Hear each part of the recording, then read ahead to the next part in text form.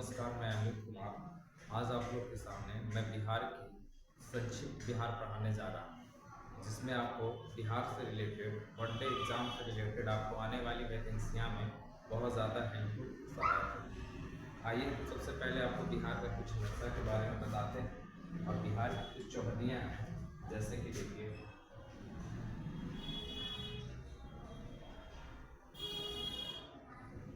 ये आपका जो है ये लगभग बिहार का है। ये जो हमारा बिहार है, इस बिहार के उत्तर साइड में इसको बोलते हैं नॉर्थ, इसको साउथ। ये जो हमारा एरिया है वो ईस्ट का है, साथ साथ ये जो हमारा एरिया है वेस्ट का है। नॉर्थ, साउथ, ईस्ट, वेस्ट, इन चारों तरफ से अगर हम लोग देखें कि बिहार किन किन राजाओं के साथ, किन किन देशों के साथ घिरा हुआ है, बिहार सिर्फ मात्र एक देशों के साथ घिरा हुआ है, वो आपका नेपाल वाला है। अगर उत्तर में हम लोग बात करें तो उत्तर में किसके साथ घिरा हुआ है, वो राज्य, वो देश है, वो नेपाल है। अगर हम बिहार के पूरब साइड में बात करते हैं तो पूरब में आपका पड़ता है वेस्ट बंगाल। क्या पड़ता है? वेस्ट बंगाल पड़ता है।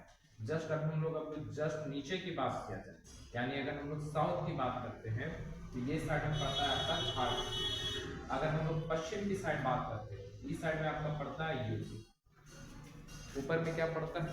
ऊपर में आपका नेपाल, दक्षिण में झारखंड, पूरब में पश्चिम बंगाल और पश्चिम में उत्तर प्रदेश। अब ये उत्तर प्रदेश जब पड़ता है तो आपको शायद पता होगा कि ग्लोब जो है, इस ग्लोब में भारत जो है कर्क रेखा पे स्थित, यानी कर्क रेखा पे यहाँ पे भारत स्थित है। अब इस कर्क रेखा की बात किया जाए तो इस साइड का जितना भी आपका लाइन जो है, ये सारे कर्क रेखा है। कौन सा कर्क रेखा? उत्तर वाला या दक्षिण वाला? तो हम लोग देखेंगे इस ग्लोब पे उत्तर साइड का जो लाइन होता है वो नॉर्थ वाला होता है और नीचे का होता है साउथ वाला। अगर हम ये देखें, ये जो हम ब्लैक से लाइन क्रॉस कर रहे हैं, ये हमारा है अक्षांश। यहाँ से जो हमारा टोटल जो अक्षांश होता है वो 90 डिग्री होता है और यहाँ से भी 90 डिग्री होता है। अब रही बात कि इस अक्षांश से नीचे वाला जो होता है, इसको उत्तरी अक्षांश कहा जाता है, सॉरी, इसको दक्षिणी अक्षांश कहा जाता है और इसको उत्तरी अक्षांश कहा जाता है। और भारत है कहाँ पे? यहाँ पे। तो हम लोग किस एरिया में पढ़ते हैं? उत्तरी अक्षांश में पढ़ते हैं या दक्षिणी अक्षांश में पढ़ते हैं? तो हम लोग पढ़ते हैं उत्तरी अक्षांश में। और उत्तरी अक्षांश का जो इलाका है वो आप प्रॉपर जो एरिया देखेगा, बिहार यहाँ पे। अब इस बिहार में जो है तो हमारा जो पड़ेगा, हम लोग किस अक्षांश में पढ़ेंगे? उत्तरी अक्षांश में पढ़ेंगे। मान के चले कि बिहार यहाँ पे टच करता है और बिहार यहाँ पे टच करता है, तो बिहार आके कितना डिग्री अक्षांश टच करता है?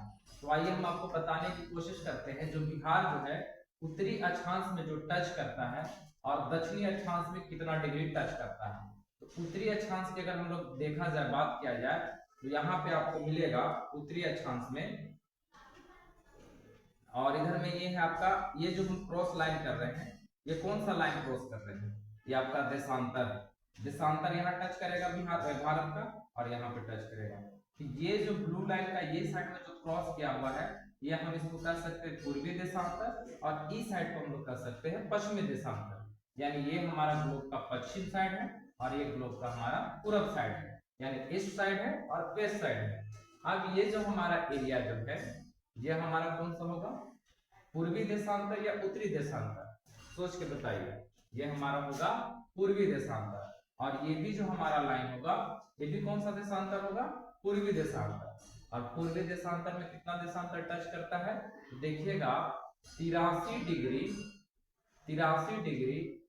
31 मिनट 15 सेकेंड। जबकि ये साइड में जो टच करता है हमारा 88 डिग्री 20 मिनट 10 सेकेंड। कितना टच करता है? बिहार का कुछ एरिया देख लेते हैं कि बिहार का जो स्टेट है वो नेपाल से कितने जिला, यानी कितना डिस्ट्रिक्ट टच करता है। तो नेपाल से मात्र 60 डिस्ट्रिक्ट टच करते हैं। और 60 डिस्ट्रिक्ट में कौन कौन सा डिस्ट्रिक्ट टच करते हैं? तो आइए हम लोग देखते हैं। सबसे पहले आप यहाँ देखिएगा, पश्चिमी चंपारण, पूर्वी चंपारण, सीतामढ़ी, मधुबनी, सुपौल, अररिया, किशनगंज, ये 7 हैं जो हमारे नेपाल से बिहार के डिस्ट्रिक्ट टच करते हैं। तो आए दिन एग्जाम में ऐसे भी पूछ लिया जाता है कि बिहार का कितने डिस्ट्रिक्ट हैं जो नेपाल से टच करते हैं, तो कितना हो जाएगा 7 हो जाएगा। अब 7 में कौन कौन सा, अगर हम लोग पूरब साइड सॉरी पश्चिम से पूरब की ओर सजाना स्टार्ट करेंगे तो आपका सबसे पहले क्या मिलेगा, पश्चिमी चंपारण, पूर्वी चंपारण, उसके बाद सीतामढ़ी, मधुबनी, अररिया, सुपौल, अररिया, उसके बाद आपको मिलेगा किशनगंज। एक और क्वेश्चन यहाँ पे बढ़ता है कि बिहार का वो कौन सा जिला है जहाँ पे चाय की खेती होती है। तो बिहार का मात्र एक जिला है जहाँ पे चाय की खेती होती है, वो आपका यहाँ पे एक एरिया है जिसका नाम है किशनगंज। किशनगंज, ये किशनगंज है। यहाँ पे बिहार का एक मात्र जिला है जहाँ पे चाय की खेती होती है, क्योंकि आपको भी पता है कि वेस्ट बंगाल का ये जो एरिया है, साइड में चाय की खेती होती है। तो ये साइड में आप लोग देखिए, अगर हम लोग बात करें कि झारखंड से हम लोग कितने डिस्ट्रिक्ट टच करता है, तो ऊपर में 7 है तो नीचे में भी 7।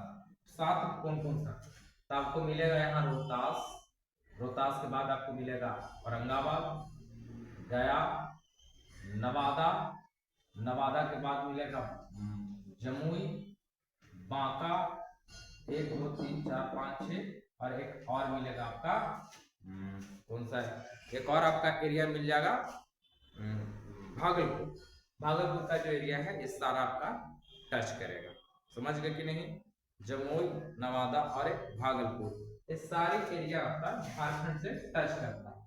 इधर से 7 को टच करता है और ये साइड से भी यूपी से भी 7 को टच करता है। अब रहने से जो उसका टच के बाद में थोड़ा सा हम लोग देख लेते हैं कि बिहार के कुछ जिले वगैरह हैं। बिहार में सबसे अधिक वर्ग किस जगह पे है, तो आपको मिलेगा पश्चिमी चंपारण में, सबसे कम सहरसा में। अगर हम लोग प्रतिशत की बात करेंगे, सबसे अधिक 1% कहाँ है, तो वो आपका जिला पड़ेगा वो कैमूर वाला पड़ेगा। चलिए आज का क्लास यहीं तक रहेगा, कल आपको इसके बारे में और भी आगे डिटेल से चर्चा करेंगे। धन्यवाद।